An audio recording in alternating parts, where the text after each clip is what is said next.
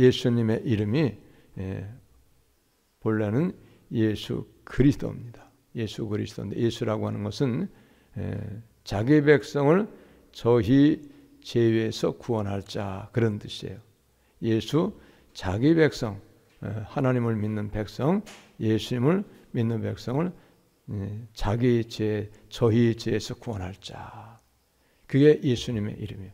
그리스도는 뭐냐? 기름 부음을 받은 자. 예수님은 기름 부음 받았어요. 기름 부음을 받는 분들은 세 분 직종이 있는데 왕, 예언자, 제사장 이 직책을 받는 사람들은 기름 부음을 받는 것이죠. 그래서 예수님은 어떻게 해서 이 땅에 오셨는가 하면 죄인을 구원하시기 위해서 오셨어요. 죄인을. 그래서 예수께서 이제 장성하셔서 사역을 시작하실 때에 첫 번째 선포하신 말씀이 무슨 말씀인가 하면 회개하라 천국이 가까이 왔느니라. 할렐루야. 회개하라 천국이 가까이 왔느니라. 예수님은 천국을 위하여서 이 땅에 오신 분이에요. 세상 것을 위하여 오신 분이 아니에요. 물론 예수님은 세상 것도 다 주인이시고 세상의 것도 우리에게 필요할 때 때를 따라서 주시는 분입니다. 그러나 그건 부수적인 것이에요. 우리는 거기에 속으면 안 됩니다. 세상의 주인도 예수님이고 세상 것도 주님이 주인이시기 때문에 필요한 사람에게 필요한 때 주시는데 그건 전부가 아니에요. 모든 것이 아닙니다. 모든 것을 다 얻지 못한다 할지라도 우리는 천국을 반드시 여러분 얻어야 되는 거 믿으시기 바랍니다. 천국의 마지막에 천국이에요. 오늘도 천국에 가는 이야기거든요. 그래서 예수님은 이제 마태복음 복음서를 보면 간간히 천국에 대해서 계속 말씀하셨어요. 기회가 있을 때마다 천국을 항상 가르쳐 주셨어요. 왜? 천국이 모든 것이기 때문에. 천국을 얻지 못하면 아무것도 아니기 때문에. 세상 나라는 아무리 좋아도 잠시 잠깐이에요. 영원하지 않는 거예요. 그래서 잠시 잠깐 우리가 한 번의 인생을 살다가 가는 거예요. 그리고 마지막에 우리가 세상의 삶이 끝난 후에는 예수님을 잘 믿으면 하나님 나라를 들어가고 그리고 예수님을 믿지 아니하면 그건 이미 정죄를 받았다 그랬어요. 그건 이미 정죄받았다는 얘기는 뭐냐? 심판의 자리에까지 갈 필요가 없어요. 믿지 아니했기 때문에 죽으면 바로 지옥으로 가는 거예요. 그러나 예수님을 믿는 사람은 이제 예수님 발 앞에 가서 이제까지 모든 삶을 심판을 받는 거예요. 그래서 거기에서 심판이 어떤가에 따라서 결과가 달라지는 것이거든요. 그런데 오늘도 예수님은 천국에 대해서 말씀하셨는데 천국에 대해서 어떻게 말씀하셨는가? 비유로 말씀하셨어요. 비유라고 하는 것은 우리가 이해할 수 있도록 우리가 잘 알아들을 수 있도록 우리에게 맞추어 가지고 말씀하시는 것이 그게 비유예요. 그래서 오늘도 예수님은 천국을 말씀하셨는데 비유로 말씀하셨어요. 천국은 마치 이런 것이다. 마치 이런 것이다. 어떤 것이라고 말씀하셨느냐? 자기 아들을 위하여 혼인잔치를 베푼 어떤 임금과 같으니 그랬어요. 어떤 임금이 있는데 그 임금이 아들이 있어서 그 아들을 장가 보낸다 이 말이죠. 혼인잔치를 하는데 혼인잔치에 많은 사람들을 초청했다는 거예요. 근데 초청했는데 초청에 응한 사람이 적다는 거예요. 이런 사람은 이런 핑계로 저런 사람은 저런 핑계로 혼인잔치에 초청을 했는데 응하지 않았다는 거예요. 그렇게 하면서 이제 예수님께서 말씀을 시작하시는 거예요. 혼인잔치. 그래서 오늘도 임금이 자기 아들을 위하여 베푼 혼인잔치와 같은데 이 혼인잔치는 시시한 게 아니잖아요. 오늘 여기 말씀에도 나오는데 혼인잔치가 얼마나 풍성한가 얼마나 넘치는 잔치인가를 말씀하고 있어요. 4절에 보니까 다시 다른 종들을 보내며 이르되 청한 사람들에게 이르기를 내가 옷찬을 준비하되 나의 소와 살진 짐승을 잡고 모든 것을 갖추었으니 혼인잔치에 오소서 하라 하였더니 살진 소를 잡았어요. 짐승을 잡았어요. 모든 것을 갖추었다는 거예요. 왕이니까, 임금이니까 그렇게 충분히 할 수도 있잖아요. 그러는데 혼인잔치에 초청을 했는데 초청을 했음에도 불구하고 초청을 받은 사람이 오지 않았다는 거예요. 응하지 않았다는 거예요. 그래서 다른 종들을 또 보냈다는 거예요. 왜? 초청했음에도 오지 않으니까 또 다른 종들을 다시 한번 더 보낸 거예요. 이 혼인잔치는요, 초청장을 미리 보내고 초청한 잔칫날이 되면은 다시 사람을 보내가지고 또 오도록 한다는 거예요. 그러는데 이 혼인잔치에 초청을 받은 사람들이 어떻게 했느냐? 아무도 돌아보지 아니했다. 오지 않았다는 거예요. 이 혼인잔치가 얼마나 풍성한데, 얼마나 많은 것들이 갖추어져 있음에도 불구하고, 그럼에도 불구하고 초청은 분명히 했고 초청 받았음에도 불구하고 안 왔다는 거예요. 초청잔치에 오지 않은 사람들의 이유를 오늘 성경에 말씀하고 있어요. 어떤 이유를 가지고 오지 않았느냐? 한 사람은 자기 밭을 갈기 위해서 밭 갈러 갔다는 거예요. 잔치를 의면하고. 한 사람은 자기 사업을 하기 위해서 장사하러 돈 벌러 갔다는 거죠. 그리고 또 다른 사람들은 사업하러 가고 또 밭 갈러 가고 이런 사람 외에 또 다른 사람들은 혼인잔치에 초청하기 위해서 종들을 보내는데 그만 이 종들을 잡아 죽였다는 거예요. 아, 얼마나 악한 사람들입니까? 이 혼인잔치는 바로 무엇을 의미하는가 하면 천국을 의미하는 거예요. 그리고 임금은 하나님을 말씀하는 거예요. 하나님이 백성들을 구원하기 위해서 복음 전하는 사람들을 전도자들을 보내는데 전도자들의 초청을 받았지만은 교회로 오지 않았다는 거예요. 이런 일 저런 일로 핑계를 대가지고 교회를 나오지 않았다는 거예요. 잔치에 응하지 않았다는 거예요. 뿐만이 아니고 그 잔치에 초청하기 위해서 보낸 종들을 잡아 죽였다는 거예요. 여러분, 지금도 잔치에 초청하기 위해서 종들을 하나님이 보내셨는데 그 종들을 잡아 죽이는 나라가 있어요. 무슬림들, 회교권들, 이 사람들은 선지자, 또 복음 전도자 발각이 되면 죽이는 거예요, 여러분. 무서운 세상이잖아요.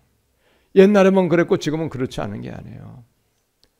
그래서 예수님께서 제자들을 복음을 전하기 파송하셨는데도 불구하고 많은 사람들이, 많은 제자들이 복음을 거절당하고 죽임을 당한 거예요. 그러니까 어떻게 해야 되겠습니까? 이제 또 다른 사람들에게 이 초청장을 보내고 사람들을 잔치에 오도록 초청하는 거예요. 그래서 오늘 임금이 보니까 어떻게 했냐? 7절에 보니까 임금이 노하여 군대를 보내어 그 살인한 자들을 진멸하고 그 동네를 불사르고 이에 종들에게 이르되 혼인잔치는 준비되었으나 청한 사람들은 합당하지 아니하니 네 거리 길에 가서 사람을 만나는 대로 혼인잔치에 청하여 오라 한대. 본래는 복음은 유대인에게부터 전파되게 되어 있어요. 그래서 제자들이 나가서 유대에게 사람들에게 복음을 전하는데 받아들이지 않는 거예요. 그게 종들을 잡아 죽였잖아요. 제자들을 잡아 죽였어요. 그랬더니 이제 이 복음이 유대에서 받아들이지 아니하니까 세상 모든 나라로 다 전파가 된 거예요. 여기 오늘 말씀해 보면 10절에 보니까 9절에부터 볼까요?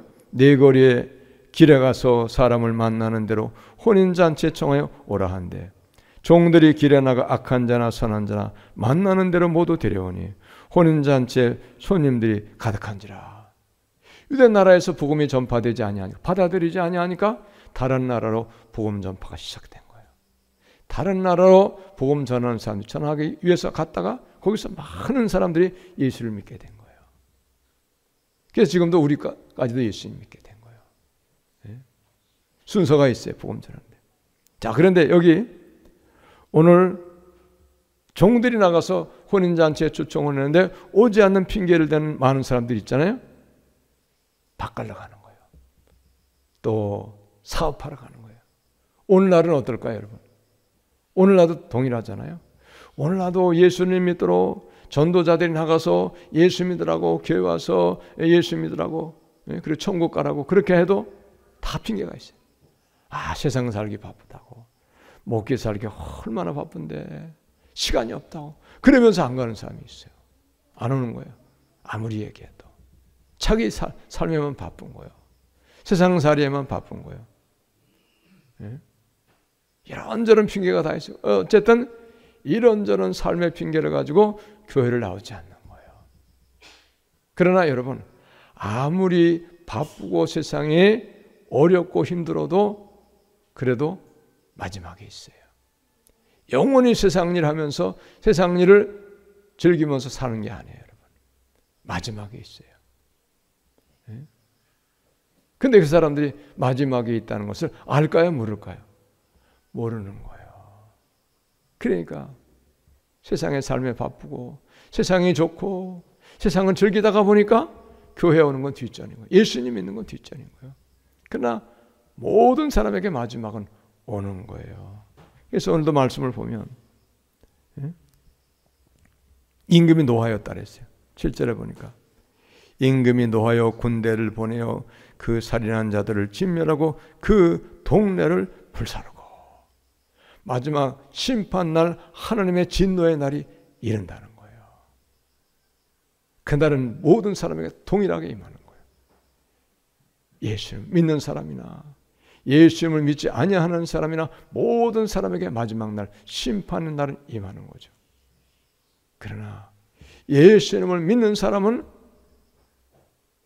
믿었기 때문에 믿는 사람들에게 대해 주시는 하나님의 법칙에 따라서 판결을 하는 거예요. 그러나 믿지 아니하는 사람은 이미 성경은 정죄를 받았다 그랬어요. 아예 믿지 않는 거예요. 교회를 나와보지도 않는 거예요. 세상의 삶이 필요해요. 세상의 것이 귀하죠.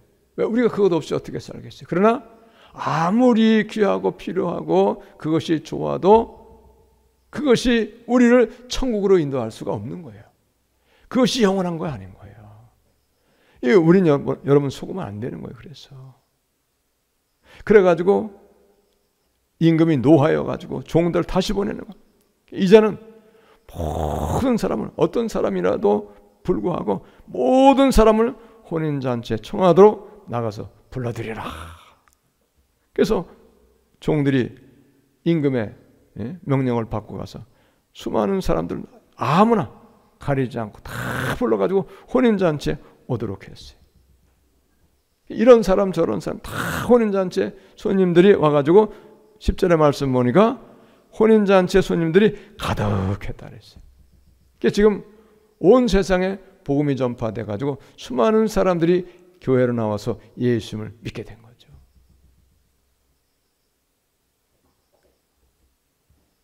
교회에 나오는 것은 제한이 없어요. 어떤 사람일지라도. 죄인도 악인도 그리고 선한 사람도 부자도 가난한 사람도 잘난 사람도 못난 사람도 교회에 나와서 예수 믿는 것에는 아무런 제한이 없어요. 심지어는 불교 신자일지라도 불교를 버리고 예수님을 믿겠다고 하면 그 사람도 환영하는 거예요. 무슬림도 예수님을 믿겠다고 자기 믿음을 버리고 교회로 나오면 그 사람도 거절하지 않아요. 교회에 나와서 예수님을 믿는 일에는 어떤 것에도 아무 사람에게도 제한이 없다는 거예요. 할렐루야. 제한이 없어요. 악인도 아무 제한이 없어요. 정말 누가 봐도 저 사람은 용서할 수 없는 그런 극악한 죄인이요, 그런 나쁜 사람이라고 할지라도 그럼에도 그 사람도 다 제한이 없어요. 모든 사람이 교회에 나와서 예수님을 믿을 수 있는 것은 주님의 사랑이고 주님의 뜻입니다. 그런데 그 다음에가 달라지는 게 있어요. 그 다음에 무엇이 달라지느냐? 11절에 보니까 이렇게 혼인잔치에 손님들이 가득하고 있는데 임금들이 와서 손님들을 쫙 돌아보니까 잔치집에 올 때 입어야 할 예복을 입지 않은 한 사람이 있었다. 예복을 입지 않은 거. 여러분, 잔치집에 갈 때는 그냥 밭에서 일하다가 흙 묻은 옷 입고 가는 사람이 없잖아요. 그러죠? 예복을 입지 않은 사람이 있다. 그럼에도 불구하고. 그래서 임금이 그 예복을 입지 않은 한 사람을 보고서 말하는 것이 12절의 내용입니다. 자, 12절 우리 한번 같이 읽어보실까요? 시작. 이르되 친구여 어찌하여 예복을 입지 않고 여기 들어왔느냐 하니 그가 아무 말도 못하거늘. 잔치집에 오려면 기본적으로 예복을 입어야지 오는 것이 당연한 것인데, 그 예절인데 어찌하여 예복을 입지 않았는데 너가 여기 왔느냐, 이렇게 임금이 지금 물어보는 거예요. 그랬더니 임금이 사환들에게 말하되 그 손발을 묶고 바깥 어두운 데 내 던지라. 거기서 슬피 울며 이를 갈게 되리라. 잔치자리에 참여할 자격이 안 되었다 이 말이에요. 이 예복은 어떤 의미인가 하면 예수님을 믿어가지고 예수님의 십자가의 피로 죄 용서를 받아가지고 죄가 없어져서 죄가 깨끗하게 된 사람을 의미하는 거예요. 무슨 얘기냐? 예수님을 믿으면 이제 이전에 모든 죄를 다 하나님 앞에 고백해가지고 죄를 용서받은 사람, 죄를 용서받아가지고 예수님의 십자가의 피로 죄 용서받아서 깨끗하게 된 사람, 죄가 없어진 사람을 의미하는 거예요. 세상에 죄가 없는 사람은 없어요. 다 죄가 있어요. 근데 죄가 없는 사람은 없지만 다른 것은 무엇이냐? 내가 죄인임을 깨닫고 죄를 회개해서 죄 용서를 받은 사람이 오늘 11절에 말씀하고 있는 예복을 입은 사람을 의미하는 거예요. 할렐루야. 죄 용서를 받은 사람이 예복을 입은 사람이라는 것을 오늘 성경은 우리에게 가르쳐주고 있는 거예요. 여러분 이걸 아셔야 돼요. 예? 그래서 에베소 4장 23절 24절 말씀도 보니까 오직 너희의 심령이 새롭게 되어, 심령이 새롭게 되어, 이 뜻은 심령이 새로운 것은 마음이 새롭게 됐다는 것인데, 마음이 새롭게 될 때 그 새로운 마음이 나를 새 삶이 되게 하는 거예요. 마음이 삶을 새롭게 하는 거예요. 먼저 마음이 새롭게 돼요. 그 다음에 하나님을 따라 의와 진리의 거룩함으로 지으심을 받은 새 사람을 입으라. 하나님을 따라 의와 진리의 거룩함으로 지으심을 받은 새 사람을 입으라. 죄를 회개해서 용서받고 깨끗하게 된 사람, 그 사람이 새 사람이 됐다 이 말이에요. 새 마음을 가진 사람. 옛날에 죄악된 생각, 나쁜 생각, 예수 믿지 아니하던 때에 악한 생각 다 버린 사람, 그 생각을 버린 사람이 바로 새 사람을 입은 사람이다, 이렇게 표현하는 거죠. 바로 예복을 입지 않은 한 사람, 그 사람과 같은 거예요. 또 계시록 19장 8절 보니까 그에게 빛나고 깨끗한 세마포 옷을 입도록 허락하셨으니 이 세마포 옷은 성도들의 옳은 행실이로다. 여기 예복 똑같은 의미예요. 세마포 깨끗한 거잖아요. 흰 옷, 응? 옳은 행실. 옛날에 죄악의 삶을 버리고 이제는 깨끗하게 죄 없어진 새로운 사람, 예수님을 닮아서 예수님의 말씀을 따라 사는 예수의 사람으로 온전하게 사는 사람, 그 사람이 바로 예복을 입은 사람을 의미하는 거예요. 할렐루야. 그런 사람이어야 천국을 들어갈 자격자가 된다 이 말이죠. 응?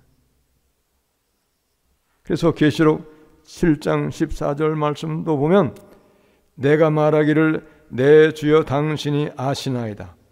그가 나에게 이르시기를 이는 큰 환난에서 나오는 자들인데 어린 양의 피에 그 옷을 희게 하였느니라. 어린 양 예수의 피로 죄를 용서받은 사람이다, 그런 뜻이에요. 우리는 우리를 구원할 수 없어요. 우리가 우리를 구원할 수 없기 때문에 우리 죄를 위하여 예수님이 대신 죽어주심으로 내 죄 위하여 예수님 대신 죽으셨음을 믿고 내 죄를 자백하고 내 죄를 고백하고 회개하면 용서를 빌면은 우리가 죄의 용서를 받아가지고 우리가 죄가 깨끗하게 된 사람, 죄가 없어진 사람이 되는 거예요. 할렐루야. 회개예요, 그게. 그래서 회개해서 예복을 입지 않은 사람이 되어질 때에야 우리가 하나님의 나라를 들어갈 자격자가 되는 거예요. 여러분, 하나님 나라는 상식적으로 생각해 보세요. 죄가 있으면 거기 하나님 나라가 아니죠. 재앙 나라죠. 하나님 나라는 죄가 없는 나라여야 당연한 것이지 아니겠어요? 그러니까 어떻게 되겠습니까? 죄를 용서받아서 깨끗하게 되어가지고 예복을 입은 사람, 세마포 옷을 입은 사람, 흰 옷을 입은 자만이 들어가는 거예요. 그러나 죄 없는 사람은 없어요. 모든 사람은 다 죄인이라고 주님은 성경에서 분명히 말씀하고 계시거든요. 그러나 달라지는 것은 무엇이냐? 자기의 죄를 깨닫고 인정하고 자기의 죄를 하나님 다 내놓고 고백을 해서 죄의 용서를 받은 사람, 죄의 용서를 받기를 구하여서 죄의 용서를 받은 사람은 죄가 없어진 것을 여러분 믿으시기 바랍니다. 죄의 용서 받은 사람이 되는 거예요. 그러면 하나님 나라를 들어가는 자격자가 되는 거예요. 그러니까 무엇 때문에 천국을 못 들어가느냐? 죄 때문에 천국을 못 들어가는 것 같지만은 그게 아니에요. 죄가 없는 사람은 없기 때문에 죄를 회개하지 아니하기 때문에 천국을 못 들어가는 거예요. 할렐루야. 여러분 이걸 아셔야 돼요. 그래서 오늘 마지막 14절을 보세요. 14절 같이 읽습니다. 시작. 청함을 받은 자는 많되 택함을 입은 자는 적으니라. 청함 받은 자.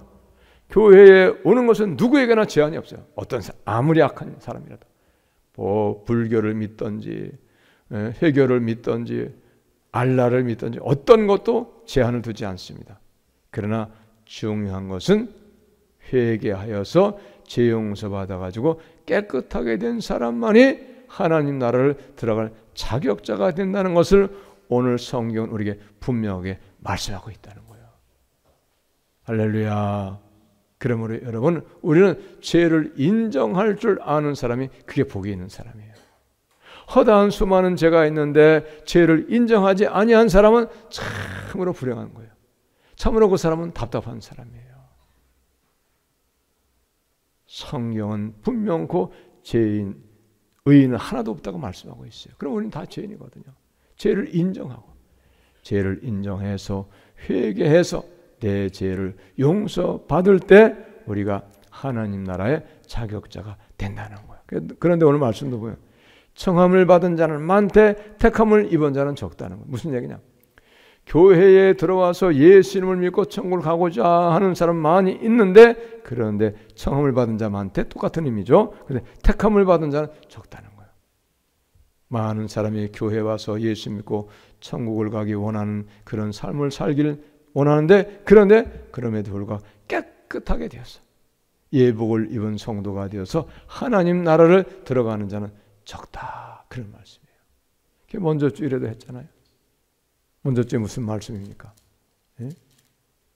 세리와 창녀 그들이 제사장들, 서기관들, 장로들보다 먼저 하나님의 나라를 들어가리라. 이렇게 말씀하셨잖아요. 왜 그렇다 그랬습니까? 세리와 창녀들은 자기들의 삶을 알기 때문에 자기들의 행위를 알기 때문에 자기들이 스스로가 죄인인 것을 분명히 인정하는 거예요. 분명히 인정하기 때문에 그 사람은 어떤 사람이 됩니까? 회개해서 천국을 들어가는 사람이 될 수 있다. 예수님께서 하신 말씀.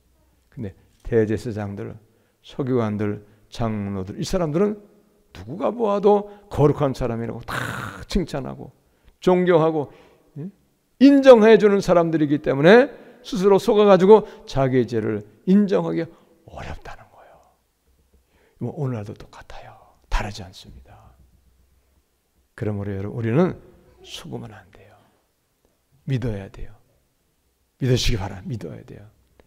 택함을 받은 자는 많되 청함을 받은 자는 적다는 그 말씀을 진실로 우리는 믿어야 돼요. 그러므로 우리는 택함 받은 거 은혜요, 감사요, 정말로 귀하고 복된 일이지만은 택함을 받은 거에서 다시요, 청함을 받은 것은 참으로 귀하고 복되고 감사한 일이지만은 청함을 받은 것에서 끝나는 것이 아니고 택함을 받은 성도가 되어져야 됩니다. 할렐루야. 택함을 받은 성도가 될 때에 그때 우리가 하나님 나라를 은혜로 얻게 되는 거예요. 죄가 없는 사람은 없어요. 다 죄인입니다. 누구도 다 죄가 있어요. 그러나 중요한 것은 솔직하게, 정직하게 내 죄를 인정하는 사람, 그 사람이 회개할 수 있는 사람이 되고, 회개하는 사람이어야 죄 용서 받아가지고 택함 받는 성도 되게 되는 거 여러분 믿으시기 바랍니다. 청함 받는 거에서 끝나고 청함 받는 거에서 즐거워하고 안심할 것이 아니고, 청함 받았으나 택함 받지 못하는 사람 되지 않을까, 여러분 두려워한 마음으로 청함 받은 후에 택함 받는 자 될 수 있도록 우리는 날마다 나를 돌아보고 삶을 돌아보았어. 철저하게 내 죄를 찾아가지고 회개하여서 용서받고 깨끗한 세마포 옷을 입어서 예복 입은 이 사람이 되어서 영원한 하나님의 나라, 영원한 즐거움, 영원한 행복의 잔치에 참여할 수 있는 우리가 다 되실 수 있기를 예수님의 이름으로 축복합니다. 할렐루야. 기도하겠습니다. 하나님,